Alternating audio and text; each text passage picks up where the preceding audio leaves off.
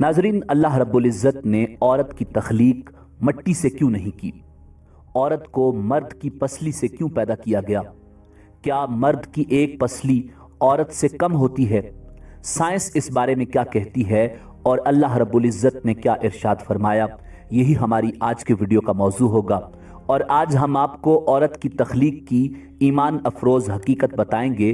ناظرین، قرآن مجید فرقان حمید میں ارشاد باری تعالی ہے، وَلَقَدْ خَلَقْنَا الْإِنسَانَ مِنْ صَلْصَالٍ مِّنْ حَمَإٍ مَّسْنُونٍ، یقیناً ہم نے انسان کو کالی اور سڑی ہوئی کھنکھناتی مٹی سے پیدا فرمایا ہے۔ روایات میں آتا ہے کہ جب خداوند قدوس نے حضرت آدم علیہ نبینا علیہ السلام کو پیدا کرنے کا ارادہ فرمایا تو اسرائیل علیہ السلام کو حکم دیا کہ زمین سے ایک مٹھی مٹی لائیں۔ حکم خداوندی کے مطابق اسرائیل علیہ السلام نے آسمان سے اتر کر زمین سے ایک مٹھی مٹی اٹھائی تو پوری روئے زمین کی اوپری پرت چھلکے کی مانند اتر کر آپ کی مٹھی میں آ گئی، جس میں 60 رنگوں اور مختلف کیفیتوں والی مٹیاں تھیں، یعنی سفید و سیاہ، سرخ و زرد رنگوں والی اور نرم و سخت، شیریں و تلخ، نمکین و پھیکی وغیرہ کیفیتوں والی مٹیاں شامل تھیں۔ کچھ عرصے بعد اللہ رب العزت نے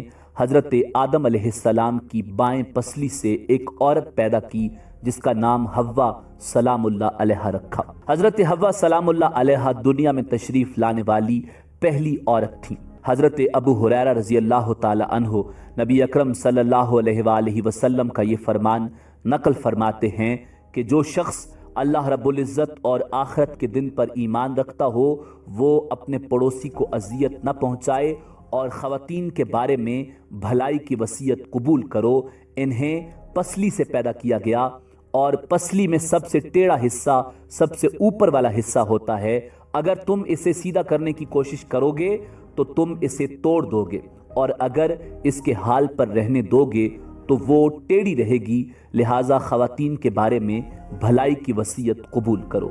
ناظرین، شریعت محمدی صلی اللہ علیہ وآلہ وسلم نے بہت سے معاملات میں عورتوں اور بچوں کا حکم ایک رکھا، جیسے کہ باجماعت نماز کا مسئلہ، جمعہ کا مسئلہ وغیرہ، تو شاید اس میں بھی اس بات کی طرف اشارہ ہے کہ عورتوں کے ساتھ بچوں کی طرح نرمی کا رویہ اختیار کرنا چاہیے۔ ناظرین، اسی طرح قرآن مجید فرقان حمید میں اللہ رب العزت نے ارشاد فرمایا، الرجال قوامون علی النساء، یعنی مرد عورتوں پر نگہبان ہیں۔ عورت کی ضروریات، اس کی حفاظت اور دیگر کئی امور میں مرد کو عورت پر تسلط حاصل ہے، اور یہ خود اللہ رب العزت نے فرمایا۔ گویا کہ عورت رعایا اور مرد بادشاہ ہے، اس لیے عورت پر مرد کی اطاعت اللہ رب العزت نے لازم قرار دی ہے۔ اس سے ایک بات یہ واضح ہوتی ہے کہ میاں بیوی کے حقوق ایک جیسے نہیں، بلکہ مرد کے حقوق عورت سے زیادہ ہیں، اور ایسا ہونا عورت کے ساتھ نا انصافی یا ظلم نہیں بلکہ عین انصاف اور حکمت کے تقاضے کے عین مطابق ہے۔ ناظرین، علماء نے اس نقطے پر بحث کی ہے کہ ہر انسان مٹی سے بنتا ہے یا انسان اول حضرت آدم علیہ السلام مٹی سے بنے ہیں۔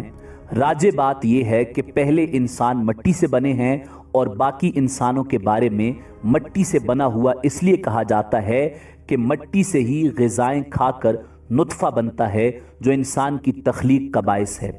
اس حوالے سے سورہ طٰہٰ کی آیت منہا خلقناکم وفیہا نعیدکم ومنہا نخرجکم تارۃ اخریٰ کے تحت بعض مفسرین نے یہ موقف اختیار کیا ہے کہ انسان کو اللہ رب العزت نے مٹی سے پیدا کیا۔ ناظرین، اسی طرح بعض کے مطابق مرد کی پسلی سے عورت کو بنا کے اللہ رب العزت نے مرد کو اپنی اس حکمت کا اشارہ دیا کہ میں نے عورت کی تخلیق فرشتوں سے لائی، مٹی سے نہیں کی بلکہ انسان کی پسلی سے کی۔ میں نے اسے تمہارے جسم کے حصے سے اس لیے نکالا کہ عورت کا تقدس اور پردہ قائم رہے، فرشتوں کو بھی خبر نہ ہونے پائے کہ زمین کی لائی ہوئی کس مٹی سے عورت کی تخلیق ہوئی۔ یعنی عورت کے تقدس کی حد تو دیکھیں کہ فرشتوں سے بھی اس کی بناوٹ کا پردہ لازمی قرار دیا گیا، اور پہلی عورت حضرت حوا سلام اللہ علیہا اسی مرد یعنی حضرت آدم علیہ السلام کی پسلی سے نکلی جس کی وہ منکوحہ کہلائی، یعنی جن کے نکاح میں آئیں۔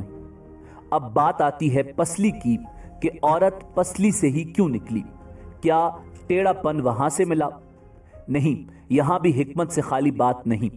انسانی جسم میں دل اور بہت سے نازک پارٹس پسلی کے پیچھے چھپے ہوئے ہیں، یعنی پسلی سے پیدا کرنا بھی اللہ رب العزت کے ہاں ایک حکمت تھی، یعنی عورت ایک ڈھال ہے ان نازک پارٹس کے لیے۔ تو اللہ پاک نے عورت کو پسلی سے نکال کر یہ نہیں بتایا کہ عورت میں ٹیڑھا پن ہے، بلکہ اس نے عورت کو پسلی سے تخلیق کر کے یہ بات سمجھا دی کہ عورت وقت پڑنے پر ڈھال بھی بن سکتی ہے۔